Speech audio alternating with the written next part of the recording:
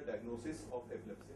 Yeah, just like other conditions of brain or neurological problems, history is of very good importance. So we have to listen to the history of the patient. So if patient has a clear-cut history, whether it's twitching or jerky movements of the hands and legs, with loss of consciousness, with frothing at the mouth, tongue bite, urinary incontinence, when these type of history is very much suggestive of epilepsy. And if we are in doubt, we have certain investigations like EEG, where we record the electrical activity of the brain, just like ECG for the heart, we have EEG for the brain. And also to look for brain diseases, we can do a scan like MRI of the brain to look for secondary causes. For example, infection or tumor or strokes, infarcts can be easily diagnosed. So in addition to the history and examination, we have to rely on the EEG and MRI of the brain to confirm the diagnosis. Sir, can epilepsy be treated? Yeah, very much it can be treated. So I come across many people who feel that epilepsy cannot be treated and they stop taking medicines, or they don't go to the doctor. But I want to say here that epilepsy is 100% treatable, and today there are very, very good treatment methods with lot of medications where it can be easily treated. So we have to meet the correct doctor, meet the neurologist, and it can be treated.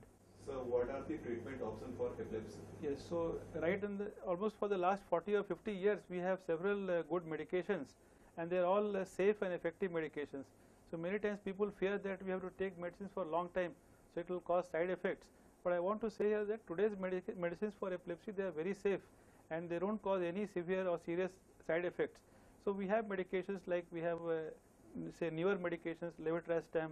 In the olden periods, we had medications like sodium valproate or phenytoin, phenobarbital.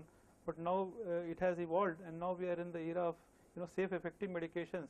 So like levetiracetam, lacosamide, or lamotrigine. So these are much safer and more effective medications.